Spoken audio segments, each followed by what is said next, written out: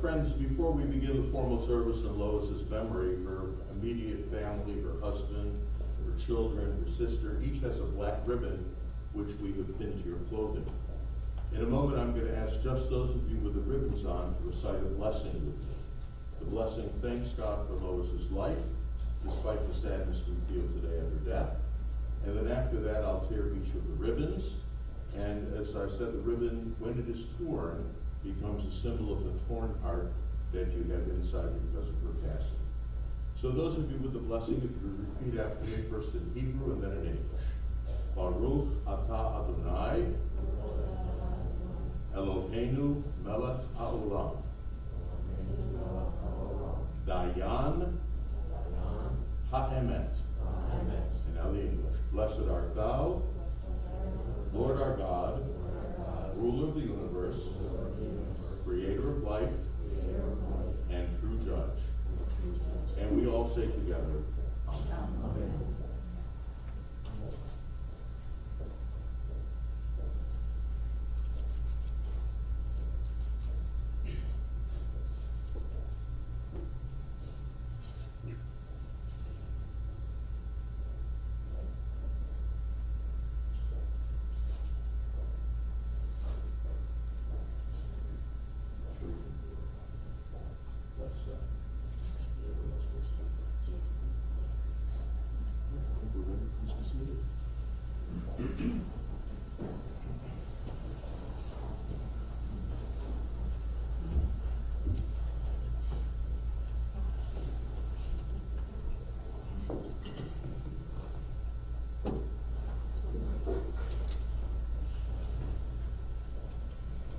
Ladies and gentlemen, as we begin our services, if we can please kindly turn off all cell phones or electronic devices, or please place them on silent.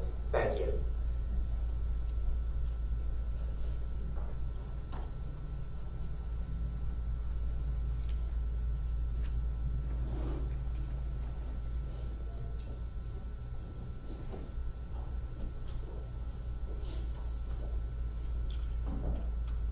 Friends, with this affirmation, Baruch Dayan ha'emet, blessed be the judge of the truth on our lips, and with sadness in our hearts, we come together this afternoon to remember Lois with love and to bring our comfort and love to all of her family members.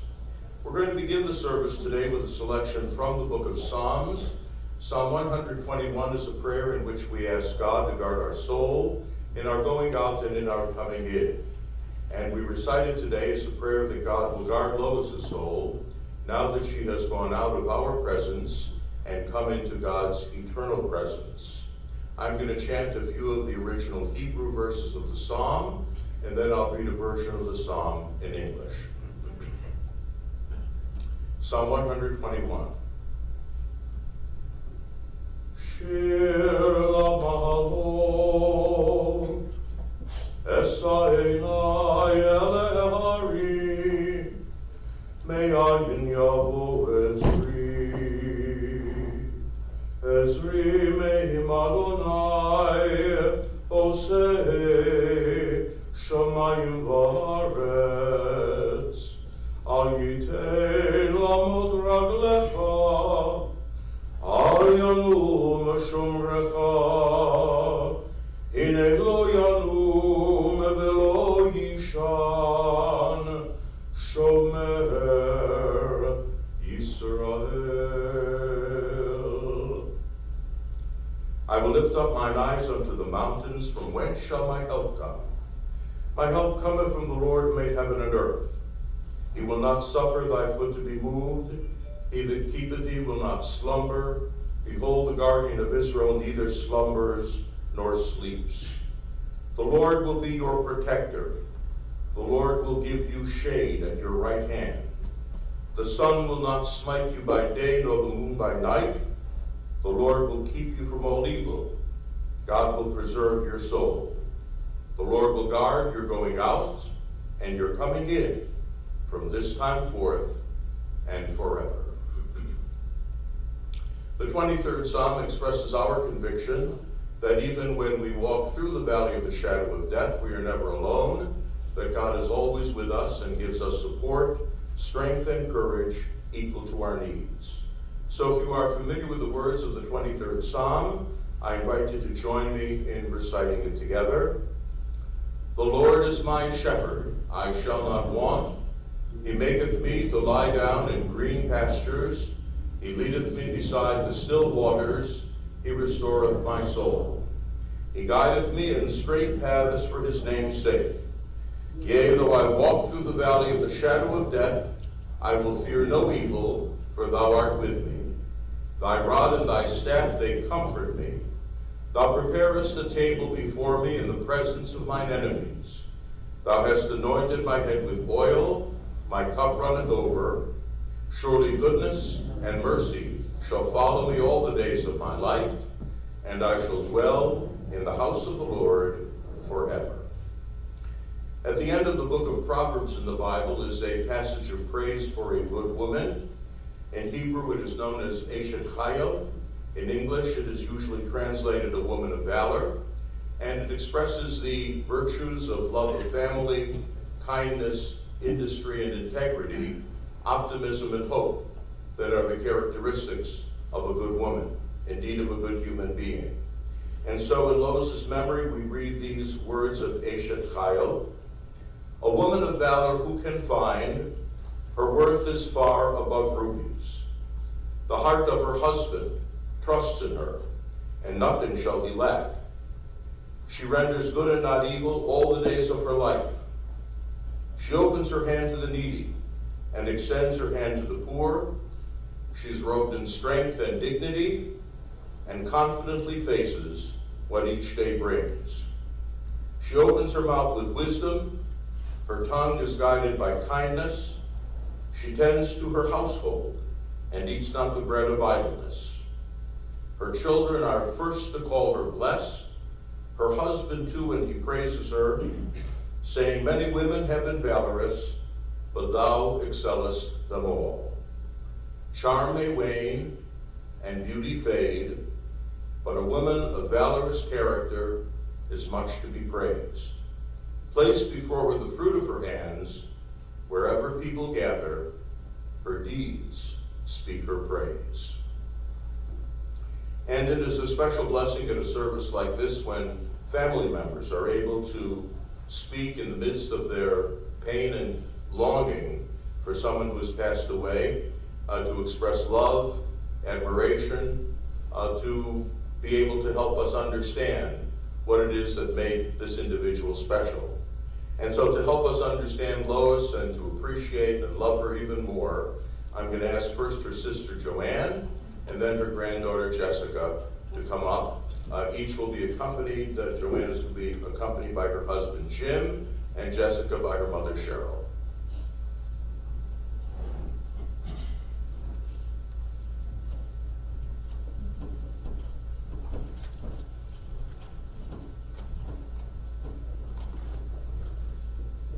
Hi everybody. First I'd like to welcome all of you and thank you so much for coming out to support us. When I was thinking about what I'd like to say today, I thought that the best place to begin would be at the beginning.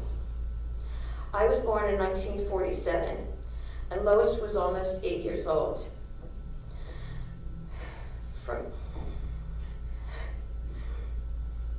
From that day forward, I was the baby, and Lois was my big sister. I idolized her as soon as I was old enough, I can't see, to realize how lucky I was to have her as my sister. She was pretty, loving, outgoing, and sensitive to my every need. She was my babysitter and was always there for me when our mom went to work. I was 6 at the time, and Lois was 14. She took me everywhere or stayed home with me, just what every 14-year-old wants to do. But if she was upset about it, I never knew it. We shared a bedroom until she got married. If anything, I was the one who resented that. The night before her wedding, I moved all her things out of the room and put them in the hallway. Speaking of her wedding, I met Marv when I was 10 years old. Marv tells the story about when we met. He came over on a Saturday morning.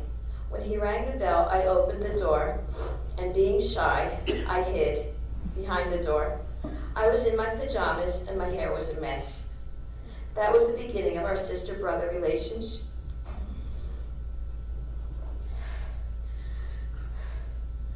Lois and Mark got married when she was only 19, and they had Ricky when she was 20. Not long after Ricky was born, they moved to Camden.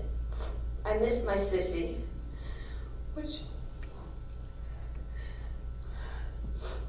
is what I called her until I was in my 20s.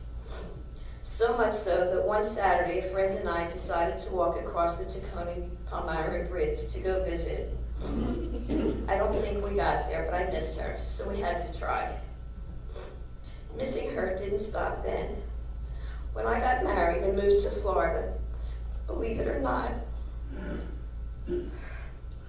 we got closer.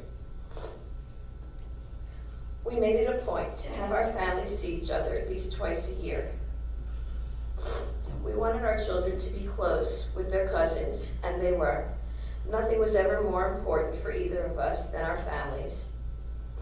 As we got older, we spoke often, sharing joys, sorrows, and giving each other advice. Since Lois had her last surgery several years ago, we've spoken every day, until about 8 weeks ago, when it was necessary for her to go into the nursing home. Boy, have I missed, and will continue to miss, our daily talks. Just one last thing about how close we were, and will always be. We were like the same person, sharing souls. So many times there were coincidences, like I ran out of gas and spoke to Lois later in the day, and she said, I ran out of gas too. If she bought a pair of shoes, they just happened to be the same ones that I had just gotten in Florida. On Tuesday morning, Beth called to let me know that the hospice nurse called her to say the end was imminent. As I was working to make flight arrangements, the sky opened up into a torrential downpour. I thought to myself, I bet she just died. Sure enough, it wasn't too long after that I got the call. Sissy, Lois, we will forever be connected. I hope now that you're with Mom and Dad and Heather, and that you're laughing and dancing like you always did. I love you.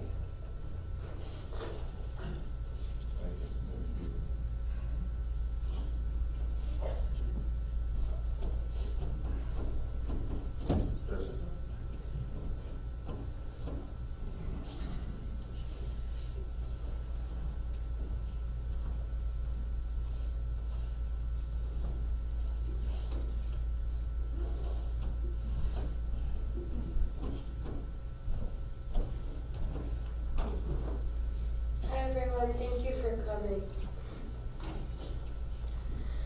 Growing up, my mom always told me how much Grammy's mom, Rose, would have loved me and my brother and all of our cousins, how she would have been in heaven with all of these great grandkids. Well, someday I will tell my children all about my Grammy and make sure they know just how much she would have loved them, because just like her mom, I know she would have been in all her glory. I'd like to start off with a memory of Grammy that goes back to long before I was even born. My Uncle Rick is full of jokes and loves to be inappropriate at all times. Well, Granny developed a response to him that will be remembered by all of us forever. Anytime Ricky did something inappropriate, like dropping an F-bomb she hated cursing, or pulling his pants down, she would respond saying, Ricky! Although I have to say that no one mimics that response better than my inappropriate Uncle Rick himself. Ricky! Ricky! One of the many memories I have is the way my Grammy was such a backseat driver. Anytime we were in the car with her and Pop-Pop, she would be in the passenger seat yelling, Marge, slow down, you're going too fast. And of course, Pop-Pop would respond saying, Lo, calm down, I know what I'm doing. We all that, and it has been a long-running joke in the family. Everyone that knew her knew that her physical health had not been well for a long time. I remember at my bat mitzvah she was able to walk, but it would take her a while to get anywhere. We kind of made jokes about it to get through it, but... However, she was determined to come up with Pop-Up to light their candle during the candle lighting. Knowing this, all of us cousins decided to cheer her on as she walked up to the dance floor. Go, Granny, go, Granny, go, Granny. We would chant until she got there. Then, of course, once she made it, in true Granny fashion, we always said, hooray, hooray, hooray, hooray, hooray, which she always said anytime we would, as she liked to say, make pish as little kids. Grammy had 6 grandchildren, 4 grandsons and 2 granddaughters. And boy, let me tell you, we were a wild bunch. We would make noise, we would make a mess, we would be so annoying. One time Ryan, Adam, and I went into the kitchen, pulled out all these random things like eggs, applesauce, milk, dish soap, and who knows what else, and just mixed it all together. You wouldn't think it smelled, but man, was she angry when she smelled that. She definitely had her hands full, and she would have all 6 of us at the same time. But we all know she loved nothing more than having her family all together. She taught all of us that in this world we have nothing if we don't have our family. She taught us that we never go to bed angry. She taught us to love each other, and that is exactly what we will do as she is gone. Many of you know that she has suffered from Parkinson's disease for a while, which ultimately caused dementia. Anyone that has seen a loved one face the horrors of dementia knows just how painful it is to watch. A way I have always coped with the pain is through laughter. So at one point, I decided that when dementia made Grammy say something out of the ordinary or quote-unquote funny, I would write it down, and it would be my list of Grammy quotes. Well, one thing on this list that stands out is that one time she said to me, completely out of nowhere, "I'm just a plain old country girl." Anyone that knew her knows that she most definitely was not a country girl. First of all, as I was growing up, she would always tell me the story about how popular she was growing up. So that doesn't strike country girl to me, just saying. She loved high fashion, getting her nails done, wearing makeup, actually never leaving the house without it. Having her hair all combed and perfect. She just loved a put together look and loved shopping and everything that girly girls love, which my mom and I have both inherited. So I have to say that she is incorrect in the statement that she is just a plain old country girl. I have so many memories of my Grammy, and I could just go on forever. But for the sake of time, I won't do that. In more recent years, I began calling her Princess. I don't know why, but I just started that randomly. Whenever I would call her that, Papa would correct me and say, "No, she's the queen."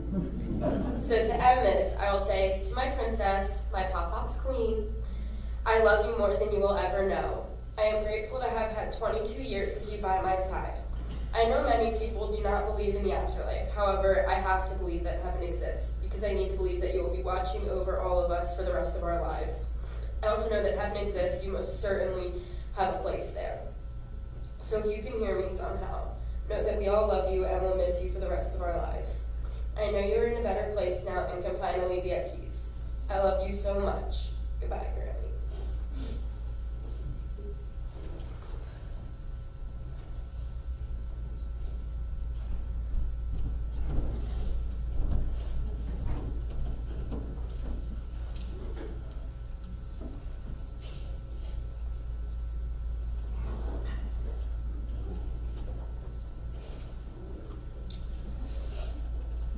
Joanne and Jess, thank you so much for really beautiful tributes to Lois, to go from the generations, from your big sister to your grandmother.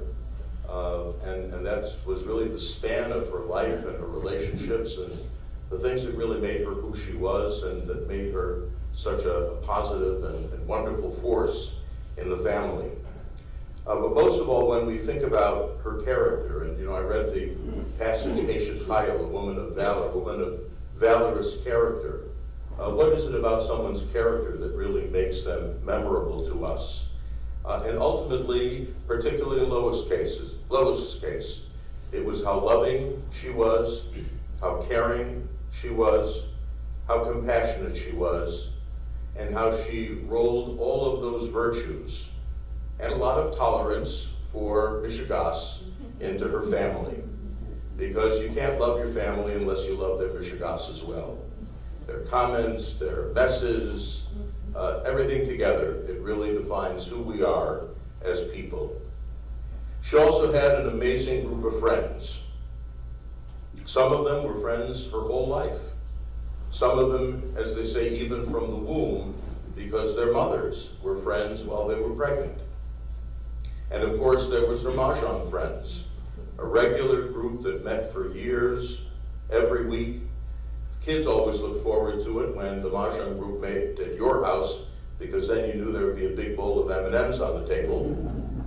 And probably you ended up eating more than the mahjong girls did. And if hopefully there is a heaven, and she's already got a mahjong group going to continue playing as she did in life, and reuniting with those of the group who have passed away before her. She also was an amazing person to talk to. She respected every confidence. You knew that if you said something to her, she would consider it, she would give careful advice, and it would never go beyond her ears. And at holiday time, there was always room at the table for someone who didn't already have a place to go.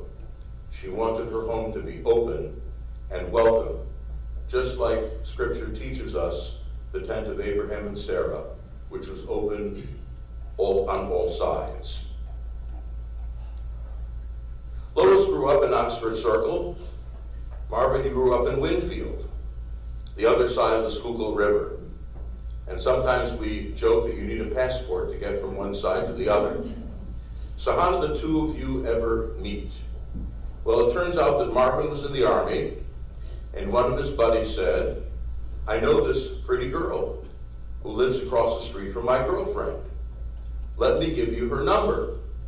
And Marvin said, nah, I'm not interested. But she's really pretty. No, she's really, really pretty. Finally, Marvin consented. And they started meeting by correspondence. Some of us are old enough to remember when people wrote letters. And it was very common, particularly when men were off at war or in the service, that relationships would sometimes begin with a letter and continue with a letter. And finally, when you met Lois, you moved really fast. It didn't take long before you were engaged, and on the day after Valentine's Day in 1959, February 15th, the two of you were married, 62 and a half years ago. And you've been telling jokes at her expense ever since, which she took in good spirit, because she loved you and knew how much you loved her for all these 62 years. That she was indeed, as Jess said, your queen. She raised the kids, Ricky, Beth, and Cheryl. She got to plan 2 weddings, Beth and John and Cheryl and Mark and Mike within a few weeks of each other. And she loved every minute of the planning because she loved making those weddings. She loved to shop. As Jessica said, she never left the house if she didn't have her hair in place, her makeup done, her nails done, and she loved to go out to eat with her daughters on Saturday afternoons, and that would always be followed by shopping, and somehow you always managed to end up at Best Foot Forward. Every week. She had lots of shoes in her closet, and lots of clothes. Some of it, the tags are still on it because she didn't get to wear them all. But even more than that, what she really taught her children was a sense of optimism and hope for the future. You know, she was the most optimistic person one would ever want to meet. And if you were feeling down, and Rick, you shared that with me a few minutes ago, if you were ever feeling down, you knew that you could talk to your mother. And no matter how unrealistic it might be, somehow she would lift your spirits and make you see the bright side of things and put a smile on your face. And you know, that's really a great gift to be able to have, to give to your children and to give to the people around you, to help lift them when things are looking dark, and to just constantly make them see the bright side of life and to see how beautiful life can be. Grammy loved all the grandchildren, Rachel, Adam, Ryan, Jared, Jessica, and Matthew. You were the crowning glory of her life. We remember her parents, Herman and Rose Brush, of blessed memory, and so blessed that her younger sister, Joanne, is here and always able to look up to your big sister, your babysitter at the time, who always schlepped you around wherever she wanted to go, because otherwise she didn't get to go there.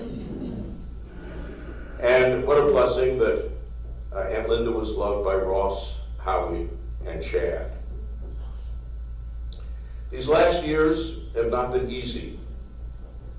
And Marvin, you really exhibited a heroic amount of love and caring for her. What a wonderful model you've given your children of what it means for richer or poorer, in sickness and in health, because really, when sickness came, you were there every minute of every day for Lois. And at the same time, you were wise enough to know when you couldn't give her the kind of care she needed any longer. And she was able to live out the last couple of months at the Medford Care Center. She had phenomenal care from the staff and from Samaritan Hospice, which comforted her final days. Every day a family member was there. You spent time with her. You made sure she knew how much you loved her. What a wonderful act of chesed, of kindness and true love. Lois's Yiddish name is Liba, and Liba in Yiddish means a loving heart. And what better way can one say that she lived her life than as a loving heart? When her parents gave her that name, they didn't know if she would grow into it, but now we know that she did, that the name suited her. As was her name, so was she, a loving heart. The rabbis teach us that of all of the things we should aspire to achieve in life, the most important is to have a good heart. Lois had a good heart, a heart of kindness, a heart of love, a heart of compassion, a heart of giving of herself to her family and her friends, a heart of joy and optimism and hope, who could always see the sunny side of the street and the good things in life, and who always knew that life itself was so worth living, and it was family and love and compassion, the things that come from the heart, that made it so worthwhile. Tehi nishmatatsu harabi tzoror hachayim, may her soul be bound up in the bond of eternal life. May her memory be a blessing. May her life continue to be an inspiration, so that when we remember her, we will remember how to live hopefully, lovingly, and optimistically. Amen. If you are comfortable standing, I invite you to rise for the memorial prayer, the El Malei Rachamim.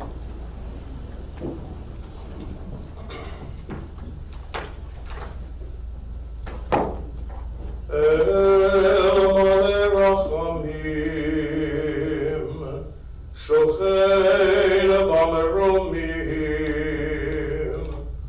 Hamatzeh Menucha Nechona, Tachat Kanfei HaShekhinah, B'mahalot Kedoshim U'Tahorim, Kezohar HaRakia Mazirim, Et Nishmat Libasara Bat Chaim Rachel Shalachai Olama Began Eden Tehemen Uchata Lachen Bahal HaRachamim Hastireha Beseto Knafecha Leolamim Utzeror Bitzeror HaChaim Et Nishmata Adonai Hu Nachalata V'tanuach B'shalom HaMishkava V'nomar Amen. God exalted and full of compassion, grant peace, perfect peace in your sheltering presence among the holy and pure to the soul of our beloved Lois Goldenberg, who has gone unto eternity. Lord of mercy, we beseech you, remember the virtuous and loving deeds that she performed throughout her life. May her soul be bound up in the bond of life. May we remember her with blessing, and may she rest in peace. And let us say, Amen. Friends, please be seated. Following the service here at the chapel, the entombment will be at Crescent Memorial Park. When you go out to your cars, you'll find a page on it with directions to the cemetery and the Shiva house. The Shiva will be observed at the Bar Residence, 117 Sandringham Road in Cherry Hill, and it will be observed today following the entombment at the cemetery, and then it will continue Saturday evening beginning at 7:30 p.m. The family requests your indulgence that only those people who are fully vaccinated come in person to the Shiva house. So again, Shiva is today after the funeral, after the cemetery service, and then Saturday night beginning at 7:30. And once again, the family does request that you come to the house only if you are fully vaccinated. Those who would like to make a memorial contribution in Lois's memory are encouraged to do so to the Samaritan Healthcare and Hospice, or the Medford Care Center, or any good charity of your choice.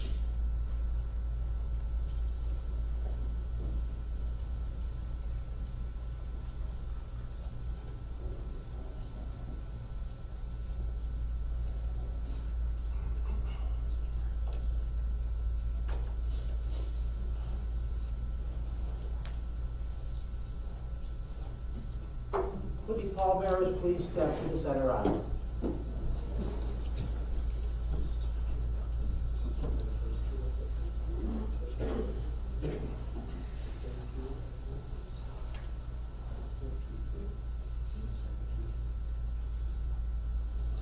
And I'll ask if we can rise once more, please.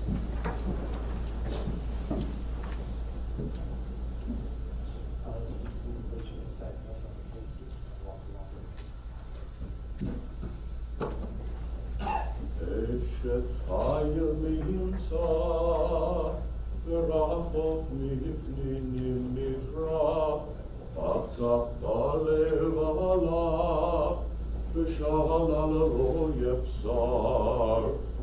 קמו בנהבה וישרוה, עלבה יהללה, רבו נעשו חיל, ויעטלית על כולנה.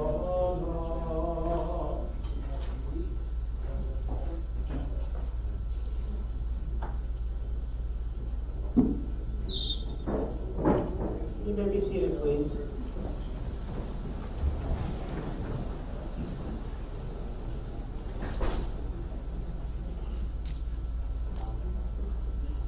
And I'll ask if we can kindly remain seated, please, just for a moment. Those who need to rows, please give it into our front, please.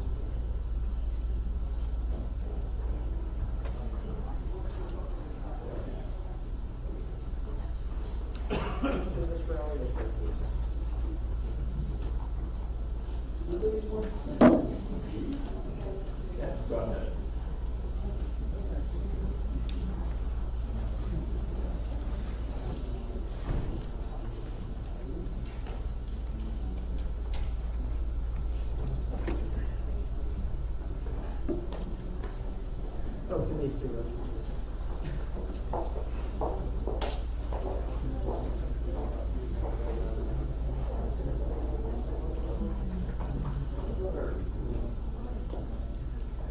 Those who need to rows, please.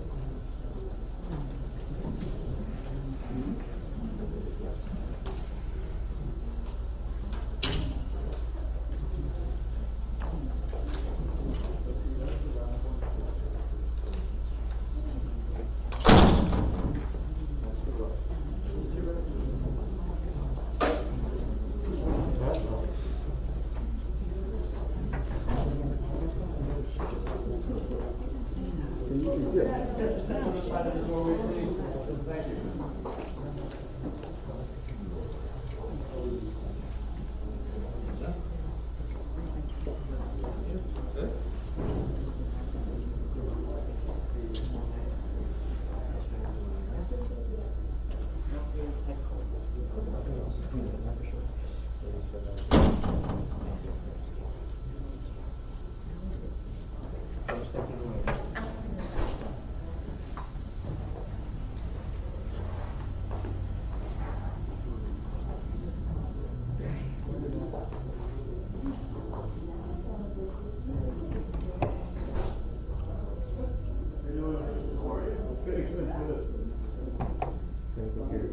Pardon me?